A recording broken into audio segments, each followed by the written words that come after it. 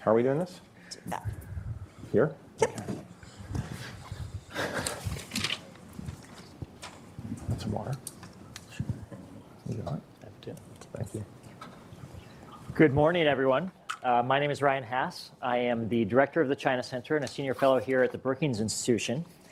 And this morning, I'm delighted to have an opportunity to moderate a panel of experts on America's clean energy transition and how it intersects with the U.S. China relationship. This event is part of a broader project titled The Future of U.S. China Policy, Recommendations for the Incoming Administration. This project began last summer, well before the outcome of our election was known. It was designed to generate the best ideas possible for the incoming administration on the toughest issues that they will face. We're going to use the coming hour to examine what the United States could do in the coming years to advance progress on clean energy and carbon reduction technologies while strengthening its hand in competition with China. I will reserve time at the end of our hour for you to engage our speakers with your questions, so please be thinking about what it is that you would like to pose to them. But just to get us started, I will briefly introduce our panelists, and I will be inconsiderately brief in doing so to preserve time for our conversation. But I welcome you to go to our website to look at their long list of accolades and accomplishments and background if you have time and interest. First to my left is Samantha Gross. Samantha is director of the Brookings Security and Climate Initiative, as well as a fellow in the Foreign Policy Program here at Brookings. Her work is focused on the intersection of energy, environment, and policy, including climate policy and international cooperation, the transition to net zero emissions energy systems, energy geopolitics, and global energy markets. Our next panelist, who flew in from California, is Jeffrey Ball. Jeff is editor-in-chief at Stanford's Doerr School of Sustainability, where he is leading the development of a new global publication of ideas about sustainability. He is also a non-resident senior fellow with us here at Brookings in the Energy Security and Climate Initiative. His writing focuses on energy and the environment. Thank you for being with us, Jeff. Nice to be here. And our third panelist is David Edelman. David is a distinguished fellow at the Internet Policy Research Initiative at MIT in Boston, holding appointments in the Computer Science and Artificial Intelligence Lab and Center for International Studies. He is also, importantly for me, a non-resident senior fellow in the China Center, where he focuses on research on the governance of AI, digital supply chains in the United States-China relationship, and the geopolitics of technology and telecommunications. So with those backgrounds out of the way, we're going to dive right into our conversation. And I'm going to start by asking a question of all three of our panelists. We'll start with Samantha and work our way across. And it's really just a opportunity to set the scene a bit. Humanity faces a threat from climate change, but the world is divided into nation states. The United States and China are the two largest carbon emitters, as well as the two largest sources of innovation in clean energy technologies. Not everyone has the luxury of following these issues on a day-to-day basis, so help us understand, how would you describe the nature of interaction between the United States and China on climate and clean energy, and why does it matter how these two countries relate to each other? Absolutely. Well, the U.S. and China are the world's two largest emitters, with China #1 and the U.S. #2. And it matters a lot how these two countries interact because they're quite different. I mean, the U.S. is the world's largest economy, whereas China is still moving up its development curve. And so even though we're the two largest emitters, we're in very different places from an economic development perspective. And so that's really important to keep in mind. The other thing that's important to keep in mind, and it's going to come up constantly during our hour together, is that China dominates many clean energy products and clean energy related raw materials. China has spent 20 years of really intense support and policy support of clean energy products. And so the U.S. has a bit of a love-hate relationship here. And this shows in many ways. It shows, for instance, in the Inflation Reduction Act, which is the U.S.'s largest climate action ever. There's this tug of war between wanting to do clean energy products here in the United States and to control some of our own supply chain versus wanting to do this quickly and at the lowest cost possible, which today would in many cases mean using more Chinese goods. And so we're in this sort of pickle right now. We want to do the energy transition now because climate is a cumulative system. And so you want to do this as soon as possible. The sooner you do it, the better it works. But we also don't want to rely on China for many of our products, and we want to make sure that we keep jobs here in the United States. And so that push and pull, I think, is one of the most important factors in the U.S. and China's relationship on climate. Thank you. I have nothing to say after what Samantha just said, but I'll say something anyway.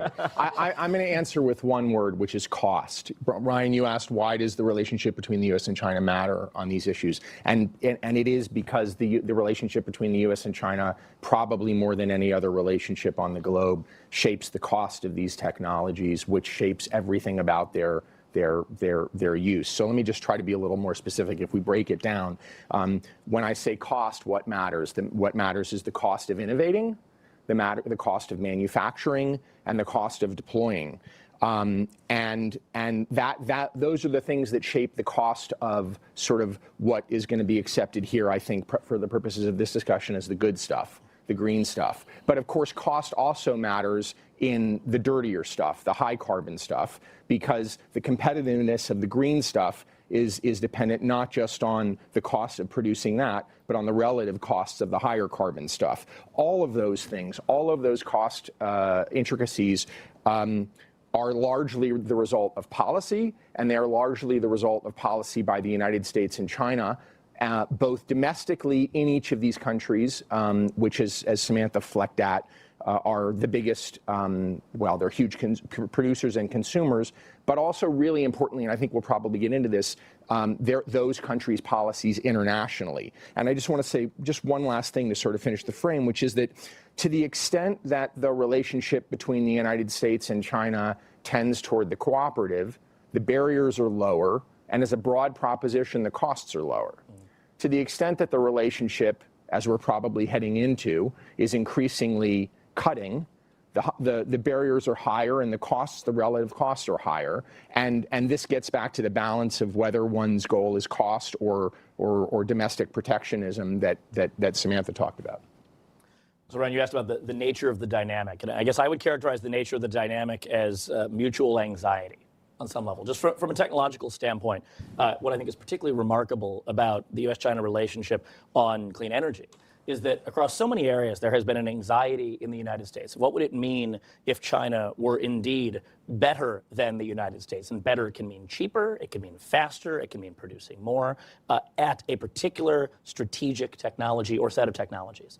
And climate-related technologies, clean energy, are indeed, as Samantha mentioned, the conclusion of a 20-year successful investment effort that have indeed made a number of important, and we would argue now strategically important, technologies cheaper, more available, and proliferating more from China than from the United States. Now, it's important to note that, of course, this is not unique, but unusual, that there have been, over the years, dozens and dozens of similar efforts, perhaps not all at the same level of investment, that have resulted in major investments in China that have not resulted in the Chinese having decisive strategic advantage in a particular technological area. But this is one in which the combination of, really pushing up against the technological edge, as well as the ability to, as we heard about cost, bring down the cost of proliferating in a way that the U.S., solar is the classic example, but has not been able to compete in the same way. And so in that respect, it colors the dynamic in a really critical way, because the opportunities for true, how do I put it, independence, for smashing the interdependence, for decoupling, whatever your phrase of the last 4 to 8 years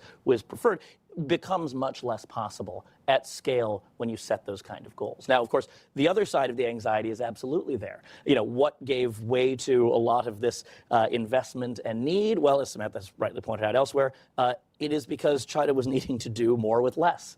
It was a scarcity dynamic that led to this kind of innovation, as we're often seeing in the technological space. And so, as a result, the anxiety in the Chinese side is, well, gee, the U.S. seems to appear to have the luxury of also producing a lot of carbon-intensive energy, has the luxury of not necessarily having to make IRA-scale investments up to this point. We may have reached an inflection point with the IRA on that, and obviously with what we're seeing in climate. But at the same time, I think this is an important dynamic to realize, that the luxuries of independence will not necessarily be there to the extent that both sides have a desire both to enhance their own climate contributions or not, but also, and critically, to win this market, because it will not be a case where both sides will be able to win the market in the same way. Interesting. Now, I want to say at the outset that you guys are all welcome to jump in if you have anything that you want to violently disagree about, embellish, amend. The more interactive, the better it'll be for all of us. But Samantha, David was just talking about the scarcity that drove innovation in China. Could you talk a little bit about the strategic energy landscape in the United States and China? How does that look? How does it compare? And what effect does it have upon the clean energy transitions? Absolutely, and thanks, David, for setting the table for me for this question. Yeah, the U.S. and China at this point in their energy systems are very different. And where you end up and how you get there depends on where you start, and we're starting in very different places. The U.S. is the world's largest producer of oil and natural gas. We are blessed with abundant, reasonably priced fossil fuels. China does not have that luxury. China is actually the world's 5th largest producer of oil, but you don't hear about that because China is also the world's largest importer of oil. So the U.S. approaches the energy transition from a place of fossil fuel abundance, whereas China is concerned about providing sufficient energy to meet its economic growth needs. It has pretty abundant coal, but even coal they're importing a little bit now. And so we come at this with very different attitudes. So this is an important reason why China has put so much policy emphasis on developing renewables, because this is a homegrown energy source that they can increase their energy security with. And you actually, even sometimes in the political discourse here in the United States, will hear, well, should we really trade a reliance on good old American fossil fuels for a reliance on Chinese clean energy products and clean energy raw materials? And so China has a lot of drive to implement renewable energy, whereas the US, at least from an energy system perspective, less so. And I think that's shown in our policy over the past few years. Thank you. Jeff, the Trump administration and President-elect Trump himself have a solid track record of climate skepticism. But President Trump also prides himself on... Ryan needs to become a diplomat because... But President Trump also prides himself on being a master deal maker, right, who can thrive in an environment of realpolitik. So is it possible for President Trump to turn the tables and decide that there are gains to be had through raw deal making around climate and the clean energy transition? And if he were to do so, how would that look? Yeah, I think Trump could play the art of the deal as concerns climate change. And just bear with me for a second. I don't mean to be cute. Absolutely, Trump is a climate skeptic. And if you're here in this room or listening to this online, you probably don't need the litany. But let me just provide it for you. Trump has said that he's going to pull out of the Paris climate deal. He called, actually, I want to read this to you. There was a very famous, he said that he's going to revoke billions of dollars in IRA subsidies that haven't yet been spent. And he called in a tweet that went viral in 2012. He said that the concept of global warming was created by and for the Chinese in order to make U.S. manufacturing less competitive, non-competitive. So that is the Trump that many people are familiar with. But I think it's really important to note what has happened since the first Trump term. A few things. Scientifically, things are getting worse. The world is, by most estimates, blowing past thresholds, including an increase in global temperatures of 1.5 degrees above pre-industrial levels. Natural disasters are metastasizing in the state that I live in. I don't have to tell any of you. Los Angeles is on fire. And while it's impossible to ascribe any single event to climate change, it's clear that the prevalence of these events is increasing. So that's scientifically. Economically, clean energy technologies, as Samantha has talked a lot about, are getting much more competitive. They are getting more competitive economically, and that is producing a geopolitical competition, which is to say these two countries, as Samantha talked about, China has had a constancy of effort in terms of its pursuit of these technologies.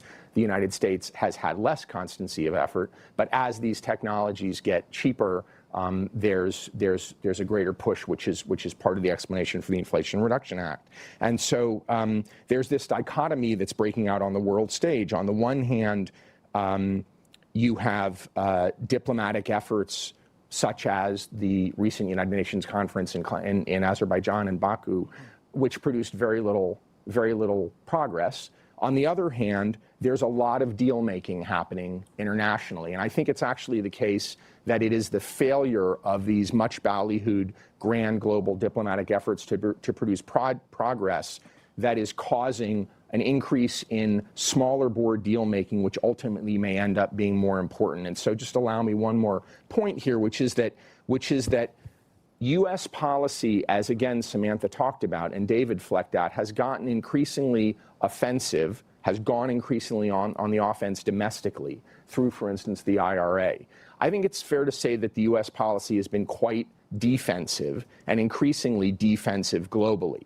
And that's actually been interestingly consistent from Trump 1 through the Biden administration, which is to say building walls on the theory that building walls will keep the competitors out. And I guess what seems to me to be the case, and maybe we'll get into this more as we go on, is that if you look at what's happening around the world, particularly in the part of the world that most matters to this question of climate, which is the global south, not the global north, what's really interestingly happening is that there's an assertiveness by really important economies in the global south, which are actually beginning to make lots of deals on their own, despite what is or is not happening in places like Azerbaijan. And so it seems to me that if Trump were to decide that purely apart, let's say, for issues of the climate, you don't have to believe the glaciers are melting. All you have to do is believe you can make money here. And there is a transactional opportunity to do much more for the United States here. Well, making money requires innovation, and innovation drives technology and clean energy technology. And this is one of the sort of the key vectors of competition between the United States and China today. So David, can you sort of bring us into this, how this competition is unfolding? Where do you see the ways in which clean energy is going to shape the technological dynamic between the United States and China going forward?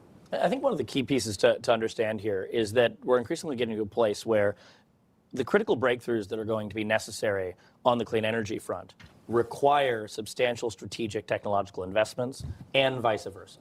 And it's specifically that much of the incredible important strategic technologies that the U.S., for instance, has identified in the last several years that have come up in the last couple of years are going to be wildly energy intensive and will outstrip our capacity, even with non-clean technology, to otherwise power them. I think the lens through which to see this, and will be largely the subject of the paper that will accompany this talk and this project, my little contribution to it, is one that looks at AI. And specifically training AI in the context of energy needs.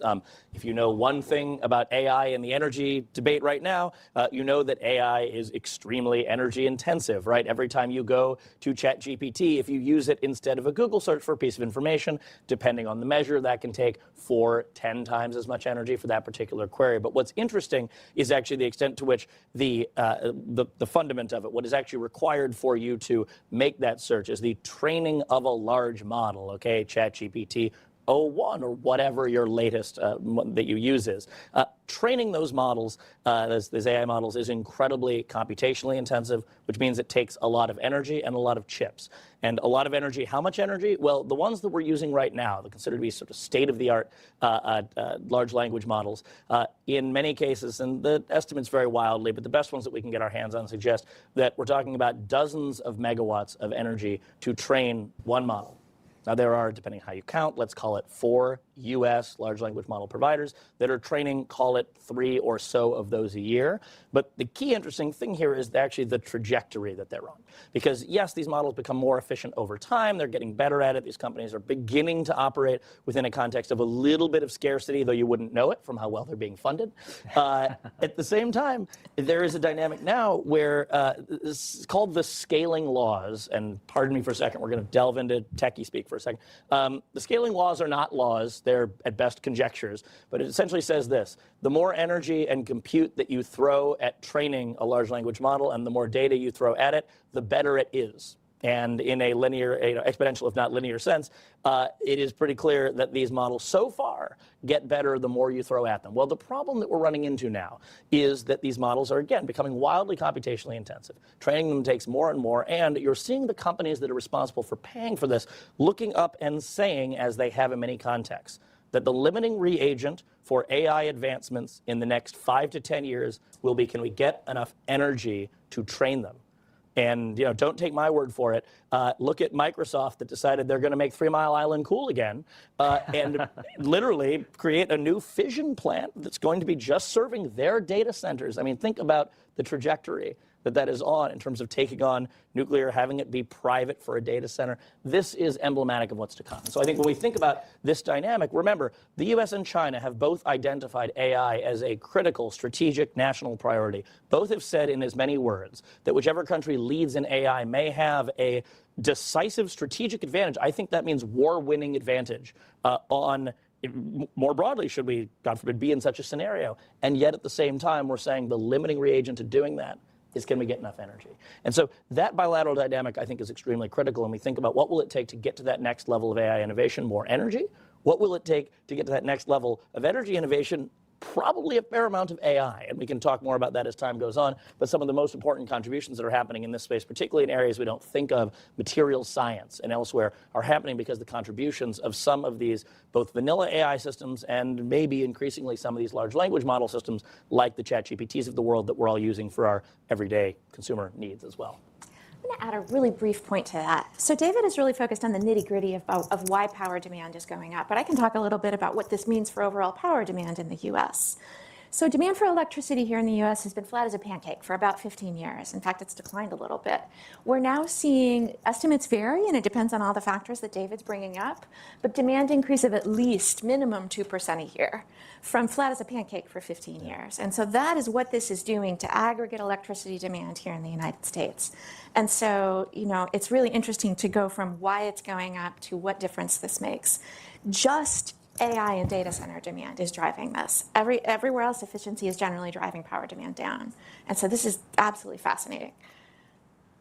Jeff, I'm going to move to overcapacity in a second, but I want to give you a chance to weigh in if there's anything that you want to put on the table on the tech issue before. Yeah, I mean, what occurred to me as David was talking is that the danger in a discussion like this is that we're so binary, and we're talking, for instance, only I'm not a Washingtonian. I actually grew up around here, but I'm adopted Californian, so I feel like a foreigner in this room. And the danger, it seems to me, of parachuting in here is that we talk about the fractious U.S.-China relationship because we're sitting in a policy bubble. But having just flown in from California, let me adopt the left coast view, which is that capital is global. Even though politics is increasingly bifurcated, capital is global. And so here's just sort of an interesting thought experiment. The companies that are based out where I live have increasing data centers all over the world, including increasing operations in China. And these companies have made global promises to decarbonize. Excuse me. I can tell it's my daughter by the ring. These companies have made increasing promises to decarbonize, and as an increasing percentage of their footprint comes from their operations in China, they actually have an incentive in China, internally, at least domestically, as a matter of cleaning up its own energy production, succeeding in cleaning up its own energy production. So lest you think that increasing greenness in China is purely antithetical to U.S. interests, you'd be interested to know that Apple and Google and companies like them are investing huge sums in the deployment of clean energy in China. Why? Not altruistically, because they have made promises globally to reduce their carbon footprint, and if they can't get cleaner energy for their operations in China, they're toast in terms of their promises. So I think it's just really important to remember, bottom line, that to the extent we are now entering an even nastier period in U.S.-China relations, the private sector has made long-term promises to its shareholders about decarbonization. Multinational companies that will have huge egg on their face if, regardless of who occupies the White House, they are not able to meet those promises over the long term. Interesting. I want to come back to you in a second about the role of the private sector, but before I do, Samantha, Beijing has subsidized clean energy production inside China to a massive scale, particularly in solar. And it's led to market distortions. It's undercut U.S. and global competitors. What do you think the Trump administration should do about this, if anything? Yeah, and solar is the easiest market to talk about in this instance because it's the most sort of stark and obvious. So solar manufacturing capacity in China is twice global demand for solar panels. And so clearly there's been some over-subsidization going on, but Jeff and I talked about this beforehand, like economic efficiency was not Beijing's only goal. And so, they were doing a multivariable equation and, they've ended up with overcapacity. But the Trump administration, I think, is really focused on tariffs, as honestly the Biden administration was, in keeping Chinese solar panels out and focusing on increasing U.S. solar panel production. And that works to a point, but what tariffs can't do is make the U.S. more globally competitive.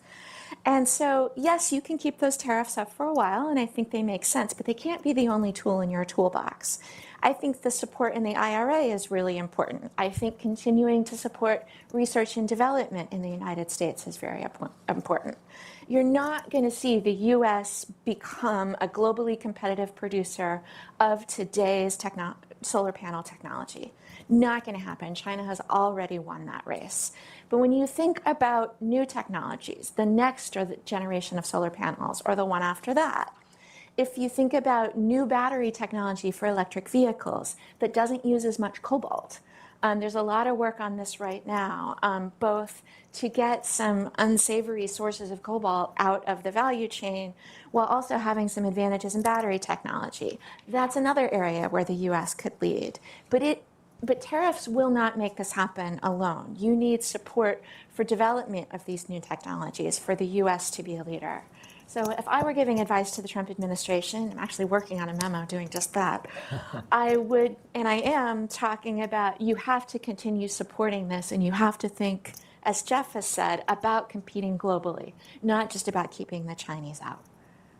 So Samantha was talking about the role of the private sector in really driving innovation to help strengthen America's competitive edge in this space. What role do you think that the private sector will play going forward, Jeff? What can the Trump administration do to create conditions that foster this type of innovation and competition? Yeah, I think it flows from what we were talking about before, and again, I feel like Samantha has laid the predicate here. Look, the private sector is in a precarious place, broadly speaking. On the one hand, multinationals around the world, not just in the United States, based in the United States, based in Europe, based in China, have over the past 5 years made massive promises to reduce their emissions by the middle of the century, the whole net zero push.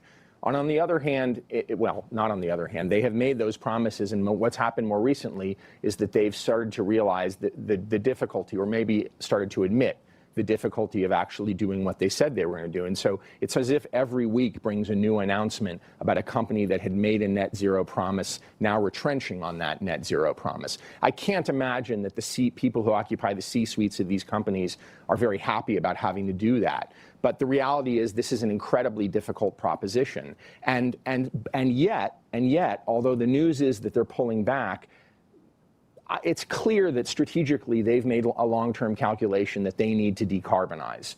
Their shareholders are demanding it. If you talk to their public policy people, despite the vicissitudes of who occupies the White House, they're generally betting on decarbonization as a long-term trend. And I think actually that's really important to keep in mind because, again, in this city, I think it's possible to get sort of knocked off track by the noise, even the quadrennial noise.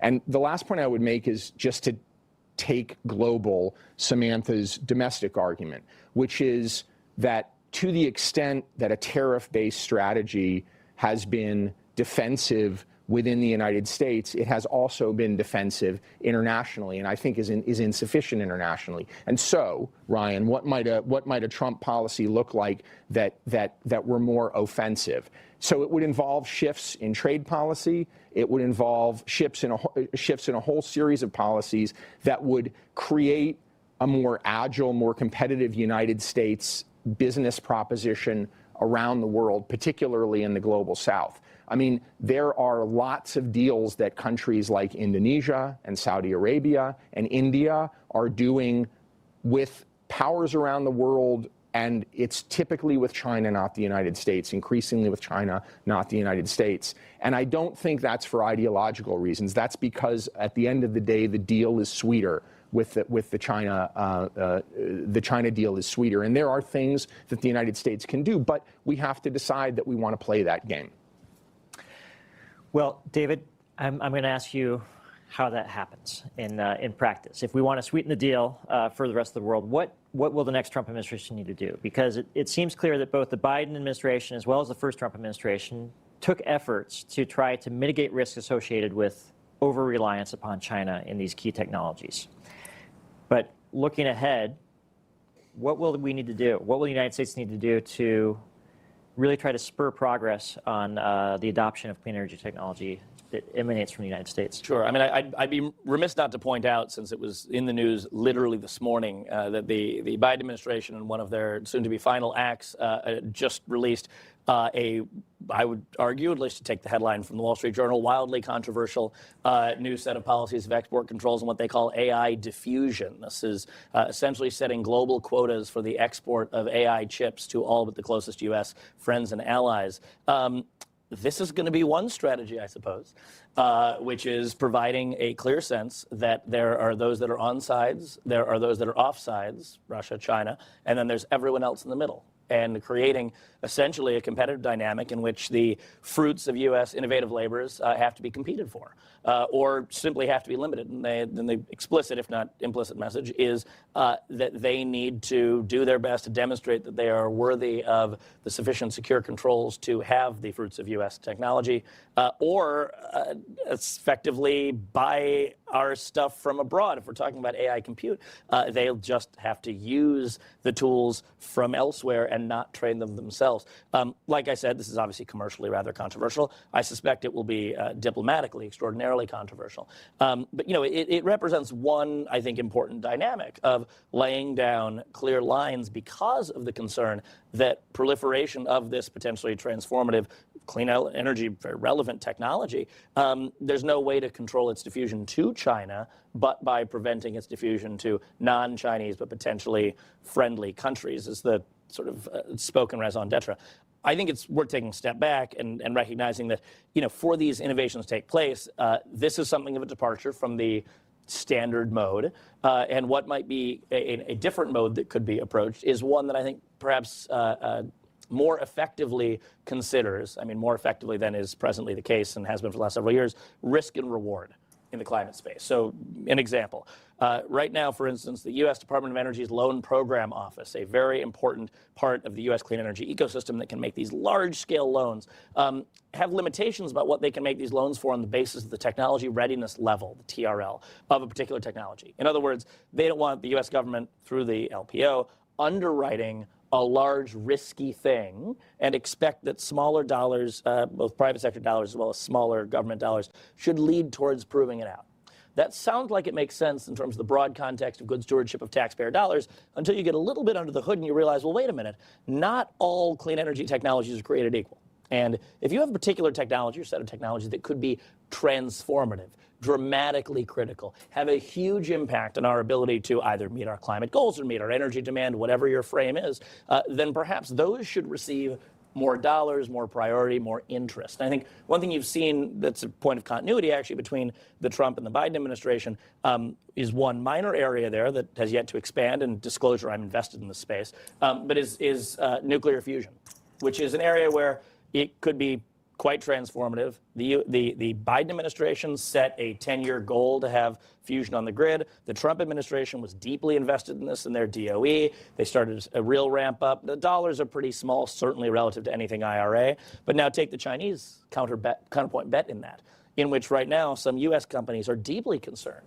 that their Chinese counterparts are effectively ripping off a combination of what they've learned through the international program in fusion, plus some very targeted but large, much larger than the U.S., domestic investments in fusion to actually get fusion electricity on the grid possibly sooner. This is, I think, actually a rather constructive dynamic that this race is happening. But I think what's important to note about it is not just, yes, the U.S. and China are both racing towards a new technology, but that these are bets that, you know, increasingly, I think, for either side to succeed or both to benefit from, are going to have to be indexed to risk against the reward. And I would argue there are several other technologies that fall in that same context as well. Love that point. Interesting. Well, I'm going to shift to diplomacy and the Paris Climate Agreement momentarily, but before I do either of you want to weigh in on this? I'll just say that I absolutely love that point. We are seeing a lot of investment in fusion here in the United States, and it would truly be game-changing. It's the risk-reward on that is enormous, and if the U.S. is falling behind on the level at which we invest on that, that is truly to our detriment. The one thing that struck me about what David said was his mention of what we're optimizing for, what we care about. And I actually think it's a basic point, but really important to keep in mind. I mean, sort of sitting above this whole discussion, and we haven't really named it, is the question of what we are trying to do. Because how we as a country, or China as a country, or we as a world answer that question has everything to do with actually tactically what we do. So are we, I mean, to be really reductive about it, are we mostly trying to reduce the cost of energy without regard to energy's environmental implications? Are we mostly trying to reduce the environmental implications of energy without regard to its cost? And the answer, of course, is neither of those things, right? It's somewhere in between. But where you end up on that scale has everything to do with, I think, probably where you end up on all the questions we've been talking about here. Well, are you prepared to answer that question? What are we trying to do? Oh, it's so much more fun to pose questions than I have to answer questions. I mean, yeah, I'll take a stab. I mean, so I guess three things. One is, and again, I don't mean to be cute here, but we have to care. We have to decide what we're endeavoring to do here. And I'm a journalist by background, and therefore have spent a lot of time poking holes in rhetoric that seems empty. So I'm not the first person to suggest that rhetoric is the most important thing. But if we have a president who is repeatedly saying climate change is a hoax, the world starts to believe that says something about the constancy of U.S. interest in these areas. And that has implications for how other countries approach the United States versus, say, China as a potential transactional partner. So that's point one. Number two, just to sort of reprise something that we've said, a number of us up here, the way I'd put it is that we need to shift from a strategy of fear to a strategy of confidence. I mean, David has talked here about the solar example and talked about protectionism. I think one way to construe this is that protectionism barriers are an inherently fear-based strategy. They are inherently endeavoring to stop a competitor from doing more of what a competitor already is doing. That's a very different proposition from identifying a strategy and trying to beat the competitor in a certain area. And I actually think that we need to decide as a country what our strategic strengths are and how confident we are in our ability to do that, and how that stacks up against other priorities that we have. And the problem is that the answers to those questions often change every 4 years. But we need to re-examine that question. And then the last thing, just to harp on something I've already said, is that if the answers to those questions are in the affirmative, if we care, and if we decide we want to pursue a more confident strategy, then that strategy is not merely about what happens within the United States. In fact, I think it's not mostly about what happens in the United States. It's mostly about what happens elsewhere. It's mostly about what happens in the global South, because that is the place where these questions will be won or lost. That's what I'd say. To add a quick point to that, I love Jeff's emphasis on the word fear. And this kind of goes back to what David said. I feel like the DOE Loan Program Office, and often a lot of federal policy, is somewhat fear-based. There's this fear of investing in technologies, of throwing too much at a technology that doesn't end up working. Think back to the Solyndra controversy back in the Obama administration. Just to define terms for people, you want to tell people what Solyndra was? Sure. Yeah. It was a new solar technology that the DOE Loan Program Office invested in that failed. And the Loan Program Office and the Obama administration in general took a lot of heat for this failure. On the other hand, that's what the Loan Program Office is for. It's going to invest in technologies that are not quite bankable yet. If that technology had been fully bankable, they would have gone to a bank. The point of this program is not to maximize returns, it's to invest in technologies where the US can potentially get big wins. It's inherently risky. So we need to learn to take a bit more risk and be a bit less fearful in how we spend taxpayer dollars, because this is how we win. I believe there was in the New York Times, just a few days ago, there was a op-ed on this about, so you want to teach the government to take more risks. And this is an area where we could really stand to take more risks because the payoff is so big. Just to add one more point, I think we also, to the fear-based point, which I think is a really smart way to frame this, we have to be very honest with ourselves about what technologies, which innovations, which manufacturing processes, we are actually going to be in a position to maintain our capacity or even leadership in versus not. Technology do not all diffuse equally. And so, for instance, the Biden administration made a big bet on this idea that, indeed, certain technical elements of lithography, certain chip-making tools will not diffuse. The technology is too advanced, too sophisticated, too capital-intensive. And, we can debate that, but at least that was a position that was based on deep insight or, deep research on a particular technology, recognizing that we're not going to have a one-size-fits-all approach here. And then, okay, well, maybe we fear. But, as opposed to saying, well, generally, we have to keep all of this from going out into the market because it'll be reverse engineered. Not all tech is created equal, and certainly in the climate space. I think that's one of the sort of secondary lessons of solar as well, right? That's a capacity. It was technology and capacity as well. And that dynamic between the two, and for our own government, maybe this is one of those recommendations going forward, having the capacity within the U.S. government to actually have the knowledge and research to identify when we will be able to protect the technology. You'd think that the offices that are responsible, filled with thousands of analysts that know all about how these things are made, exist. They don't. Okay? The Commerce Department is not staffed with tens of thousands of people who have all come from the industry of semiconductor manufacturing. They don't have it. So they rely on what they hear from industry, which has a certain lens through it, or what they're able to research from those positions where they often don't have time to do or what they hear from Brookings of research, or what they hear from, that's where I was getting to, or what they hear from researchers, which is great. But I think it's really important that we develop that capacity, and including and especially in in Capitol Hill, where the Office of Technology Assessment was abolished for a period of 20, 30 years, now increasingly coming back. So I think that's something we just have to think about, is we cannot approach this from a point of fear, and where we're going to take particular technologies and ring fence them because we have a fear of how they might be used or how they might proliferate, we better be damn sure that's the right one to do. Right. Ryan, can I just make one quick point? And again, this may be the journalist in me, but I feel like it's really important to at least posit that assumptions about how Democrats and Republicans come out on these issues are often wrong. Mm-hmm. And I actually think the commonality between the first Trump administration and the Biden administration on a lot of these questions, particularly geopolitical questions and the view toward China, is structurally striking. That maybe the difference is more a matter of degree than a matter of philosophy. And it gets back to this question of fear, which is, it seems to me that both administrations have essentially adopted a view that is antithetical to what David just articulated.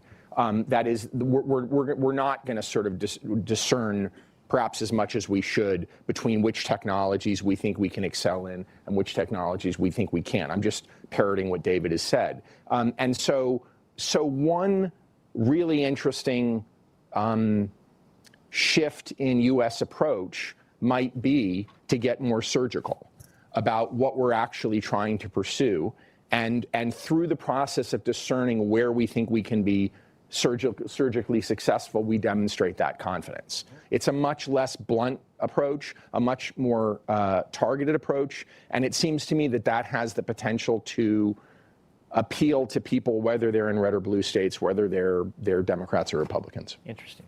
Well, in the interest of time, I'm going to ask each of you 2 lightning round questions, and then we'll turn it over to our audience to take us home. But the first lightning round question relates to the Paris Climate Accord. President Trump removed the United States from the Paris Climate Accord. President Biden returned the United States. Jeff, you observed that it may not be the be-all and end-all, whether the United States is in or out, that there are other avenues that the United States could use to try to advance and accelerate coordination with other countries on these issues.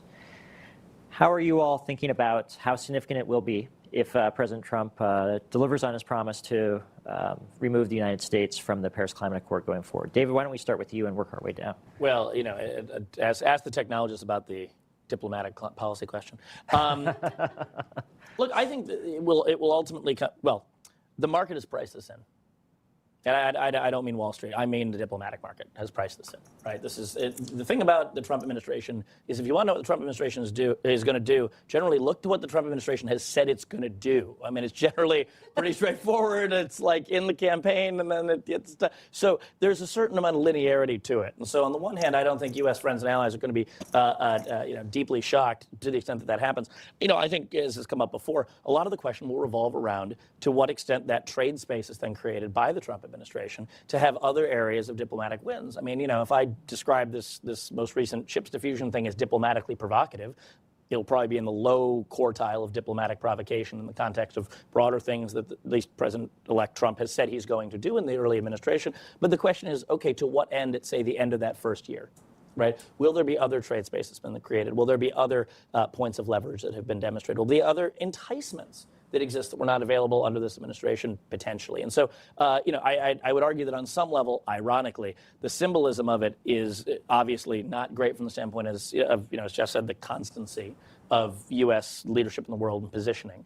It's obviously not great for the signaling that it has for the broader climate projects, and particularly countries sort of on the fence that might figure out whether they're really going to take a GDP hit or otherwise to be a part of these sorts of deals and do their part. That's presumably negative from a long-term climate dynamic standpoint. But from the standpoint of where do we go from here and what does the U.S. have, I think the questions have yet to be made, as they frankly are in terms of trade too. Right? I mean, you look at what happened with TPP versus TPP, the others. Can you have plurilateral and regional trade dynamics that ultimately come as a sort of substitute for these sort of grand deals? And can they indeed, in some cases, even be stronger, more valuable because they are not just the lowest common denominator? Maybe. The big problem here, though, is the emissions levels of China. Right? And does this ultimately embolden China to, in turn, do less in the context of climate and particularly in the context of Paris? And I would defer to my colleagues who actually study this to have a more informed opinion. Over to you, Jeff. I don't think you care what Jeff Ball thinks. I think it's much more interesting what the Exxon CEO says. And Exxon has asked the U.S. not to pull out of Paris. That says something interesting commercially about where multinationals are. Samantha? Yeah, I'll be brief. Everything that they said, I agree with. I'll also add that, diplomatically, this looks terrible, but practically, a lot of what happens in the negotiation room at these conference of the party meetings that happen every year is lowest common denominator because the process works on consensus. Where the action really happens in these meetings is outside the negotiation room with the things that Jeff is describing on deals made between individual countries and companies, et cetera. And so, symbolically, it's awful. Practically, it's less bad because the action really takes place outside the room anyway. Okay. Well, final question for you all, and I'm going to ask each of you. So we'll start with Samantha and work our way down. What is one or two recommendations that you would like to put in front of President Trump and his team as they prepare to enter office 1 week from today? Yeah, I mean, the primary thing that I have to say, and Jeff and I know are in violent agreement on this, is you don't have to care about climate to care about making the U.S. a leader in clean energy technologies. There are plenty of MAGA and Trump-friendly reasons to do this. And so in my work going forward, and the things that I'm talking about, I am thinking a lot of what are some non-climate reasons to care about this? If you care about American competitiveness in the world, if you care about job creation and keeping manufacturing going here in the United States, you care about this stuff. And so don't kick the IRA out. Don't throw away the baby with the bathwater. Don't focus only on tariffs. Focus on making the U.S. globally competitive, not just in fossil, but in clean as well. I'll be really quick. I would just say, and this is consistent with a lot of what we've talked about here, treat geoeconomic and geopolitical issues that intersect with climate change and sustainability just as you would treat geopolitical and geoeconomic issues that do not. And if that is the motive, I think that leads you to a place of a more surgical analysis of what you support and don't support, and gets you into the kind of deal making, the art of the deal that that is Trump stock in trade rhetorically, and actually might produce some progress in terms of climate change if it were pursued thoughtfully by Washington. Briefly, we haven't gotten to it much, but the U.S. government has a tremendous amount of largely untapped leverage in the national security exposure that Chinese proliferation of their software and hardware into the global clean energy space creates. That there is a opportunity, probably, to both strengthen that technology in a world where we have generally non-secure grids. I think there is both diplomatic trade space for U.S. and China to increase the overall aggregate level of security, but the Trump administration should know there is a real advantage there, and I think the U.S. has demonstrated with Huawei and the Clean Network Initiative and others that problematizing the infiltration of that technology into global grids because of demonstrated security failings is real. Grids can go down when they get hacked. For more, see everything from the research that's been done on this to the anxieties about Volt Typhoon, the most recent large-scale hack of U.S. critical infrastructure. There's a lot that can and will necessarily need to happen here in order to make climate progress, clean energy progress happen in a way that is sufficiently secure. And in the bilateral dynamic, U.S.-China, there is both leverage and an opportunity for bilateral agreement. I guess the related piece, and this is really just piggybacking on what Jeff said, is if the Trump administration is going to pull out of Paris, then I would hope there's a really good part of the grand U.S.-China bargain on trade and trade imbalances and everything else that also has to do specifically with setting maybe even more ambitious climate goals or clean energy goals, or pick your frame. Because either way, a grand bargain that doesn't include that loses an area of U.S. leadership. An area that does include that actually rises all boats in a way that, as we've heard, industry and China itself has made commitments to and therefore can be brought along on board. Well, these experts have indulged my questions for most of the hour. Now it's time for them to indulge yours. We'll take 2 questions at a time. Please be brief with your questions. I'll start out with this gentleman right here in the red sweater, and I'd love a woman to join us as well on the questions. So, listening to this discussion, I get the feel that the rest of the world, apart from U.S. and China, really matters when it comes to commitments to clean energy, really matters when it comes to diplomatic initiatives, but then when it comes to technology and production, that there are only 2 players, namely the U.S. and China. I wonder, is that correct? Is there no role for Western Europe, for Japan, and even for countries in the global south like Brazil in developing technologies and innovation that will help deal with climate issues? Great. So hold that thought. Are there any women that have a question that they would like to put on the table? Okay, we'll go to this gentleman here. Hi, I believe many would agree that last year's election result generated a rather pessimistic view and tone at the COP29 in Baku. And many had voiced support that China would take the lead to lead the climate policy globally. But do you think China is willing and while it still want to maintain this position as an undeveloped country? Okay. Sure, we can start on the first question. It's a very thoughtful question. I very much appreciate it. I think any impression that any impression that may have been taken that this is exclusively a bilateral dynamic is of course not intended, but simply the frame of the conversation that we have in front of us today. We're here at the China Center talking about U.S. China dynamics. I think it is absolutely true. I mean, if you just look at the last 5 years, I mean, I think the EU has actually issued more clean energy patents than the U.S. has across the technological range. Obviously, Brazil can play a huge role in the demand space. India as well, including in software innovations across the space. Software is increasingly critical to a fair amount of how the grid operates. This is a globally and globalized phenomenon. And so, look, it is certainly true that a lot of the technologies that we've talked about here are either at a level of technological sophistication in terms of the supply chain, that there are very few countries that are contributing to the design and build, or at a level of capital intensiveness that their companies are leading and driving. But that is not in any way to say that the innovations that are taking place that are driving this market are in some way happening only in one place or the other. I do think we have to recognize that the markets are disproportionate U.S. and China, and that, of course, the investments that have happened in those markets post-IRA in the U.S. are particularly significant. Of course, the EU has had its attempts at creating climate innovation through, not dissimilar spending drives. I think the answer is yet to be written, though, in terms of where the sort of preponderant contributions of this round of investments to what we think of, what I think you were describing as, climate innovations have come. As Samantha was enthusiastic about, I'm interested in fusion is certainly one of those areas. Country that cracks fusion and can say that they were responsible for it through their state investments, big asterisk. Yeah, that would be a big win.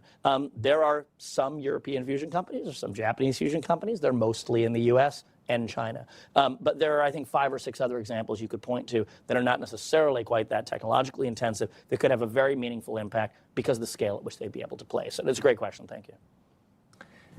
Jeff, Samantha? I would just say that, first of all, it's a good question that I think when we're talking about the U.S.-China dichotomy here, we're talking about sort of the U.S. bloc, China bloc dichotomy. And to David's point, I mean, we're absolutely, Japan, Korea, Western Europe are the source of lots of innovations. The other thing I would say is that the global north is not the only source of innovations. And the U.S. actually has done itself quite a disservice over the last 10 to 15 years, exhibiting the hubris of an assumption that it and the global north, although maybe this hasn't been this explicitly said, somehow has an intellectual lock on innovation. And I think the U.S. has been extraordinarily late to internalize the realization of the extent of innovation that is happening in China. I'm not talking merely about a reduction in the cost of manufacturing stuff on Chinese factory floors. I'm talking about innovation of the sort that would be regarded in Silicon Valley, where I live, as innovation. And I remember talking to people in Silicon Valley 5 years ago, 6 years ago, who almost sort of laughed at the notion that innovation worthy of the name might come out of China. They're not laughing anymore. And I just would suggest that, to the question, humility is a really good quality to retain. And one lesson that we learn from this history is that if we assume that there isn't a next China and a next China and a next China in Brazil or Indonesia or India or any number of other countries, we assume that at our peril. Yeah, I can touch a little bit on your question, and that is whether China will take the global lead in emissions reductions. China sort of views itself as the leader of the developing country bloc. That is the position that it often puts itself in. But we have to remember that China cares about the effects of climate change, actual climate change, as much as anyone else. I mean, they will suffer the effects of climate change. They have areas that are always in drought. A lot of their economy is on the coasts. They will have many of the same problems with the actual effects of climate change than we will. So they have the same impetus to care that we do. Another thing I would add is that China gets a lot of flack because it uses so much coal in its economy. And we all like to wag our fingers and tell China they need to get off coal. Well, the reason why they use coal is because that's the only domestic fossil fuel they have.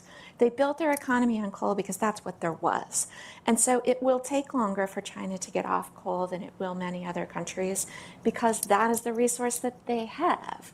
And so it's not so much that their energy system was built, setting concerns about climate aside, they have the same problems we do. It's just the difference in what energy resource they have domestically and how they can keep their energy system secure.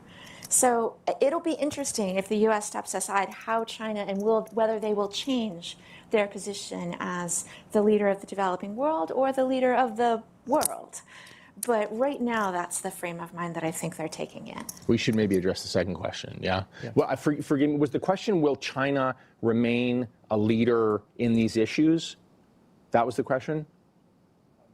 Well, people are voicing to support China to maybe replace U.S. as a leader in climate policy. Are they willing, because they have positioned themselves as developing countries for economic gains? So I'm just wondering in your opinion, are they willing to do so? That's a tough question. Are they willing to assume this position of leadership? Yeah. I mean, my sense as one human being is that China has demonstrated convincingly that it has the ability to define a strategy and to prosecute that strategy. And I guess the only asterisk I would say, and this refers to something, a really interesting point that Samantha made, is that it's worth thinking about what China's motivation in this over the last 20 years has been here. And I think there's a sort of tendency in this town to assume that the motivation has been geopolitical domination. And I think it's worth also suggesting that the motivation is jobs domestically. The motivation is creation and ascension on the path of industries that didn't have a dominant player and that were there for the picking. And there is something about the Chinese style of government that lends itself to defining a target and following along on that target. And when the target is defined as identifying an industry and doing very well in that industry, China is structurally, because of its system of government and because of its manufacturing base, very well equipped to emerge successful in that strategy. So I don't think there's any reason not to think that that'll continue. Yeah, and I would add to that list China's own energy security. Yeah, they're not doing all of this stuff in relation to us. They're thinking of their own strategies. Well, I'm disappointed to report that we've come up to the end of our time together today, but I thank you all as well as our global audience online for joining us. One of the things that I've taken away from this conversation is that climate or no climate, setting the issue aside, clean energy is going to be fundamental. It's going to intersect directly with things that the incoming administration cares deeply about, whether it's jobs, economic competitiveness, global leadership. And for that reason, this is going to be a space that we will have to continue to watch and continue to draw on the expertise of these individuals from.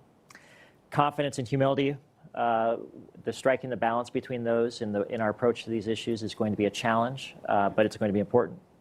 Words that really stood out over the course of our hour together were practicality, pragmatism, taking a surgical approach to these efforts.